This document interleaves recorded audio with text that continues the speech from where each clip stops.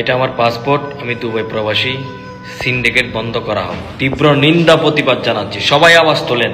ভাই, আমি একজন সৌদি প্রবাসী, সাধারণ কর্মচারী। আমরা এখানে থাকি, অনেক কষ্টে আমাদের দিনকাল কাটে। কিন্তু আমি দেশে যাব, এখানে আমার আত্মীয় স্বজনের সাথে দেখা করব, আমার ভাই ব্রাদার বাপার সাথে দেখা করবো, কিন্তু আমি দেশে যেতে পারতেছি না, কারণ টিকিটের কারণে। কারণ আগের টিকিট আমাদের আপ ডাউন ছিল 42,000 টাকা দিয়ে আমরা আপ ডাউন করতাম প্রবাসীরা, আমরা রেমিটেন্স যোদ্ধা। এখন বর্তমানে এই ইউনূস সরকার আসার পরে এটা এখন 1,92,000 টাকা।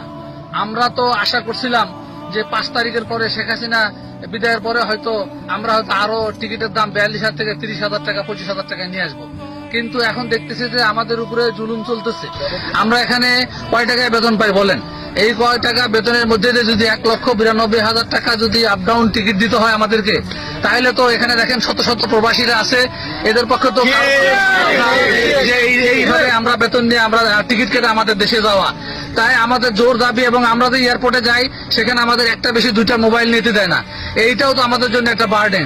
এর মধ্যে মনে করেন এই টিকিটের দাম 1,42,000 টাকার কারণে এইখানে অনেক প্রবাসী সৌদি আরবে যারা খেয়ে না খেয়ে দিন কাটাচ্ছে, এরা বলদিয়া মানে যারা পৌরসভার যারা কর্মচারী যারা চাকরি করে, তাদের যে 600 টাকা 700 রিয়াল যে বেতন, এই বেতনের টাকা দিয়ে এরা খাবে না এরা দেশে যাবে আপ ডাউন করবে।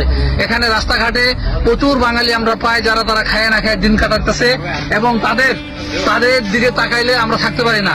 তাই আমাদের জোর দাবি এই ইউনূস সরকারের প্রতি, এই আমাদের যে টিকিট সেই টিকিটের দাম কমানো হোক, এবং আমাদের এয়ারপোর্টের ভিতরে যে আমাদের যে আমরা প্রতিকার চাই, আমরা সম্মান চাই, আমরা প্রবাসীরা আমরা রেমিটেন্স দেই। এই দেশে আমরা যে রেমিটেন্সটা দেই সেই রেমিটেন্সে বাংলাদেশের অর্থনীতির চালিকা শক্তি আমরা। বাংলাদেশে গার্মেন্টস সেক্টরের পরবর্তীতে এই যে আমাদের দেখেন দাঁড়ায় আছে শত শত প্রবাসী।